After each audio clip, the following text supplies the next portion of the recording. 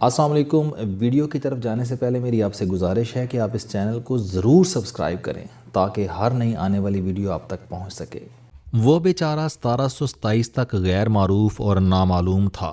وہ کس کے گلے کا ہار رہا، کس کس نے اسے محبت کی نشانی بنایا، کس نے اسے چوم کر کس کے گلے میں لٹکایا، اور وہ کس کس کے گلے میں لٹک لٹک کر کس کس کے دل پر دستک دیتا رہا، یہ کہانی کوئی نہیں جانتا۔ لیکن پھر وہ ہندوستان کی خوبصورت ترین ملکہ نور جہاں تک پہنچا اور ہمیشہ کے لیے امر ہو گیا۔ نور جہاں کا اصل نام مہر النساء تھا۔ وہ ایرانی تھی، قندھار میں پیدا ہوئی، والدین کے ساتھ ہندوستان آئی اور اکبر اعظم کے کماندار علی قلی کے دل کی دھڑکن بن گئی۔ اس کے بطن سے علی قلی کی بیٹی بھی تھی۔ علی قلی کی ازدواجی زندگی شاندار چل رہی تھی، لیکن پھر اس سے ایک غلطی ہو گئی اور اس غلطی نے اس کا پورا گھر برباد کر دیا۔ وہ ولی عہد شہزادہ محمد سلیم عرف جہانگیر کے ساتھ میور کی جنگ میں شریک تھا۔ شہزادہ لشکر کے ساتھ گھنے جنگلوں سے گزر رہا تھا۔ اچانک سامنے سے ببر شیر آیا۔ شہزادہ اس وقت خمار میں تھا، وہ بس شیر کا لقمہ بن رہا تھا کہ علی قلی نے گھوڑے سے چھلانگ لگا دی اور شہزادے اور شیر کے درمیان حائل ہو گیا۔ علی قلی اور شیر میں خوفناک لڑائی ہوئی، یہاں تک کہ ہندوستان کا سپاہی جیت گیا اور جنگل کا بادشاہ ہار گیا۔ علی قلی زخمی شہزادے کو اپنے خیمے میں لے آیا، جہاں اس کی بیوی مہر النساء نے دل و جان سے اس کی خدمت کی۔ شہزادہ دل پھینک تھا۔ وہ 19 مرتبہ اپنے دل کی دھڑکنیں مختلف عورتوں کے پاؤں میں بچھا چکا تھا، لیکن اس کے باوجود اس کی محبت کی پیاس نہیں بجھ پا رہی تھی۔ وہ مہر النساء کا بھی عاشق ہو گیا۔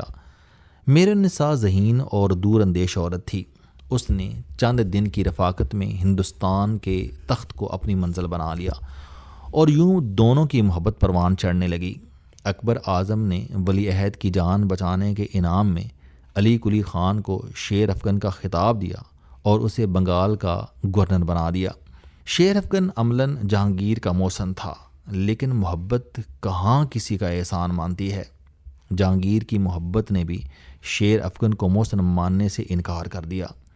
جہانگیر 1605 میں اکبر کی وفات کے بعد ہندوستان کا بادشاہ بن گیا اور اس نے تخت سنبھالتے ہی شیر افغن کو باغی ڈکلیئر کیا۔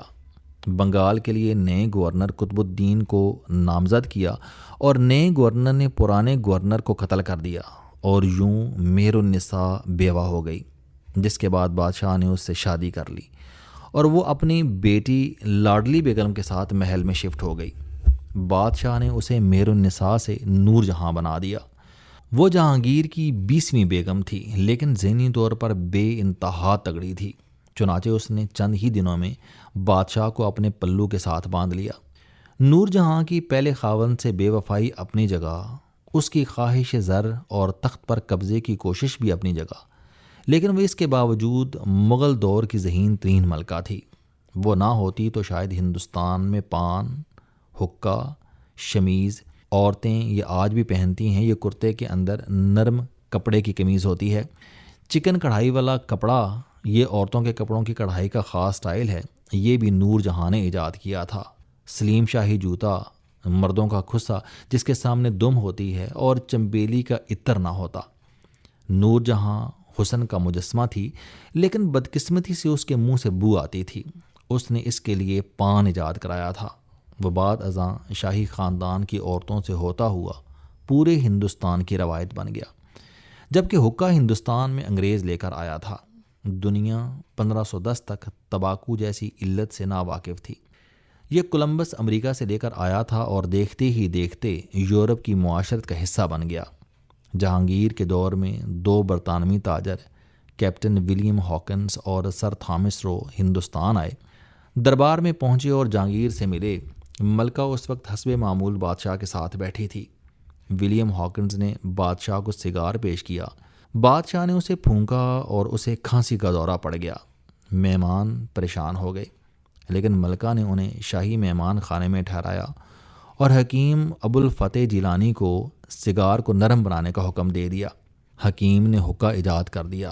بادشاہ نے اسے گڑگڑا کر دیکھا تو اسے اچھا لگا اور اس کے ساتھ ہی ہندوستان میں انگریز اور تمباکو دونوں کو قدم جمانے کا موقع مل گیا۔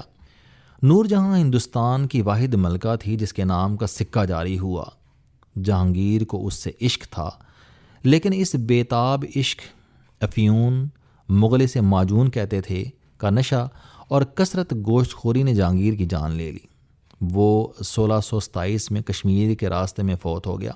شاہ جہاں اس کے بعد بادشاہ بنا اور اس نے اپنی سوتیلی ماں کو لاہور کے قلعے میں محبوس کر دیا۔ نور جہاں کے اس کے بعد 2 کام تھے۔ وہ روز لاہور کے قلعے کے جھرونکے سے دریا کے دوسرے کنارے پر موجود اپنے مرحوم محبوب خاوند کا مقبرہ دیکھتی تھی اور رات بھر روتی رہتی تھی۔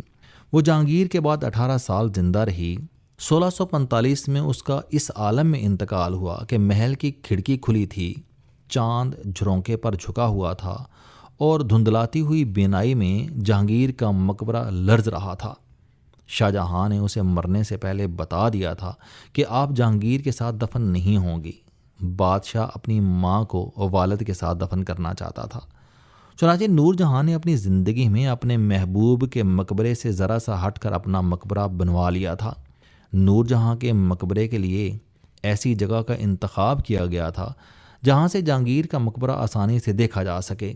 ملکہ نے زندگی میں اپنے مقبرے میں ایک ایسی کھڑکی بھی بنوائی تھی جہاں سے جہانگیر کا مقبرہ ہر وقت نظر آتا تھا، لیکن افسوس، انگریز نے جب پنجاب میں ریلوے لائن بچھائی تو نور جہاں کا 2/3 مقبرہ پٹڑی کا رزق بن گیا۔ صرف قبر بچ گئی، اور اس پر بھی آج اس کی پیشن گوئی کے عین مطابق چراغ جلتا ہے اور نہ کوئی گلاب کھلتا ہے۔ یہ کہانی بظاہر یہاں ختم ہو گئی، لیکن نہیں، اس کہانی سے بعد ازاں ایک نئی کہانی نے جنم لیا، اور وہ کہانی ابھی تک جاری ہے۔ جہانگیر اپنی عزیز ترین ملکہ کو کوئی ایسا تحفہ دینا چاہتا تھا جو تا ابد اس کی محبت کی نشانی بن کر زندہ رہے۔ وہ تلاش کرتا رہا، لیکن کوئی تحفہ اس کی شدت الفت کے معیار پر پورا نہیں اترا۔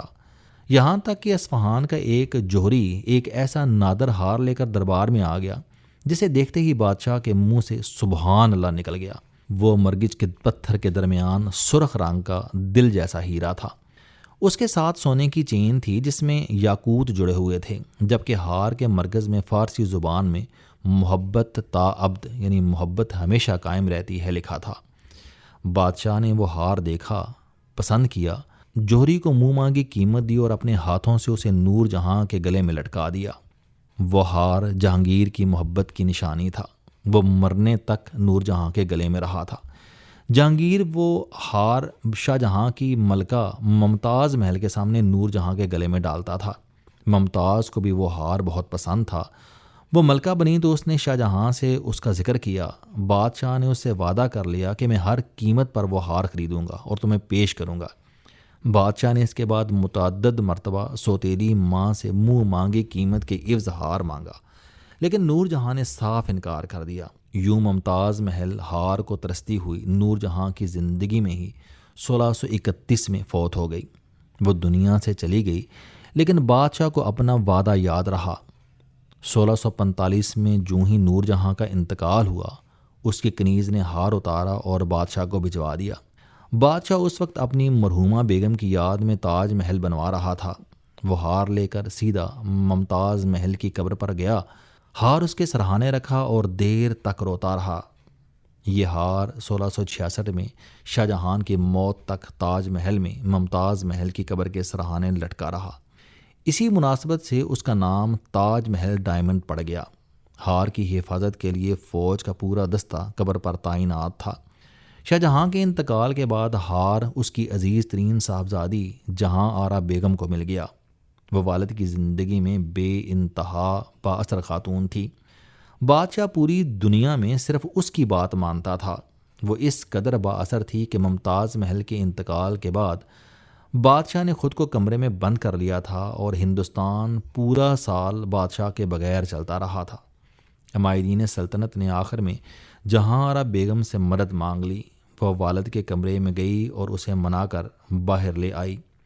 سال بھر کے سوگ کی وجہ سے بادشاہ کے تمام بال سفید ہو چکے تھے اور کمر اور کندھے جھک گئے تھے۔ تاج محل کا آئیڈیا بھی جہاں آرا بیگم کا تھا۔ اس کا خیال تھا کہ بادشاہ کا غم محل کے جنون میں ڈھل کر ختم ہو جائے گا۔ یہ حکمت عملی کارگر ثابت ہوئی۔ بادشاہ کے جنون نے دنیا کو 7واں عجوبہ دے دیا، لیکن یہ عجوبہ سلطنت کی بربادی کی بنیاد رکھ گیا اور تاج محل کے بعد سلطنت ریت کی دیوار کی طرح گرتی چلی گئی۔ ہم ہار کی طرف واپس آتے ہیں۔ یہ جہاں آرا بیگم کے بعد گمنامی اور خاموشی میں دفن ہو گیا، لیکن پھر یہ اچانک 1972 میں 291 سال بعد فرینچ برانڈ کارتیئر کے مالک نے دنیا کے سامنے پیش کر دیا۔ یہ مختلف ہاتھوں سے ہوتا ہوا برطانیہ کے شاہی خاندان کے پاس پہنچ گیا تھا۔ ملکہ کی جیولری کا ایک حصہ بکا اور یہ ہار کارتیئر کے پاس پہنچ گیا۔ الزبتھ ٹیلر اس زمانے میں دنیا کی سب سے بڑی اداکارہ تھی۔ اس کا خاوند رچرڈ برٹن بھی جہانگیر کی طرح اپنی بیگم کو منفرد تحفہ دینا چاہتا تھا، مگر اسے بھی کوئی تحفہ بھا نہیں رہا تھا۔ اس نے یہ ہار دیکھا اور جہانگیر کی طرح بےتاب ہو گیا۔ اس نے یہ خریدا اور الزبتھ ٹیلر کے گلے میں ڈال دیا۔ الزبتھ ٹیلر نے 1972 کے بعد اپنی زندگی کی ہر اہم تقریب میں یہ ہار پہنا۔ 2011 عیسوی میں الزبتھ ٹیلر کے انتقال کے بعد یہ 88 لاکھ ڈالر یعنی 2.5 ارب روپے میں نیلام ہوا۔ یہ اس کے بعد ایک بار پھر غائب ہو گیا، لیکن پھر اچانک 1 فروری 2026 کو لاس اینجلس میں ہالی ووڈ کی نئی فلم ویدرنگ ہائٹس کا پریمیئر ہوا۔ فلم کی ہیروئن مارگوٹ روبی کیمروں کے سامنے آئی اور دنیا نے تاج محل ڈائمنڈ اس کے گلے میں لٹکا ہوا دیکھا۔ کیمروں نے اسے فوکس کیا تو ہار کے عین درمیان دل کے اوپر فارسی زبان میں نور جہاں بیگم بادشاہ 1037 لکھا ہوا تھا۔ یقیناً اس کے دائیں بائیں یا پشت پر محبت تا ابد بھی موجود ہوگا۔ بے شک مارگوٹ روبی اس وقت دنیا کی مہنگی ترین اداکارہ ہے۔ یہ فلم میں اداکاری کا $50 ملین معاوضہ لیتی ہے، لیکن یہ اس کے باوجود نور جہاں نہیں ہے۔ اور یہ ہار اگر نور جہاں، ممتاز محل اور جہاں آرا بیگم کا نہیں ہو سکا تو یہ کتنا عرصہ اس کے پاس ٹک سکے گا، کوئی نہیں جانتا۔ تاہم جہانگیر کی محبت اور نور جہاں کی اداسی ہمیشہ اس کا حصہ رہے گی۔ یہ ہار اپنا گلا بدلتا رہے گا، لیکن محبت کی کسک اور اس سے لپٹی ہوئی داستانیں تا ابد قائم رہیں گی۔ السلام علیکم۔ آپ سٹوڈنٹ ہیں، کوئی جاب کرتے ہیں، کاروبار کرتے ہیں، یا پھر آپ گھریلو زندگی گزار رہے ہیں۔ اگر آپ اپنی زندگی کو بدلنا چاہتے ہیں تو اس چینل علم دوستی پر آپ زندگی میں کامیابی کے لیے جاوید چوہری صاحب کے موٹیویشنل، سوشل، سیلف ڈسکوری سے ریلیٹڈ اور صحت سے متعلق بے شمار کالم سن سکتے ہیں۔ میرا دعویٰ ہے کہ یہ چینل آپ کی زندگی بدل دے گا۔ اس چینل کا مقصد اچھی باتیں معاشرے میں پھیلانا ہے اور اچھی بات کو دوسروں تک پہنچانا صدقہ جاریہ۔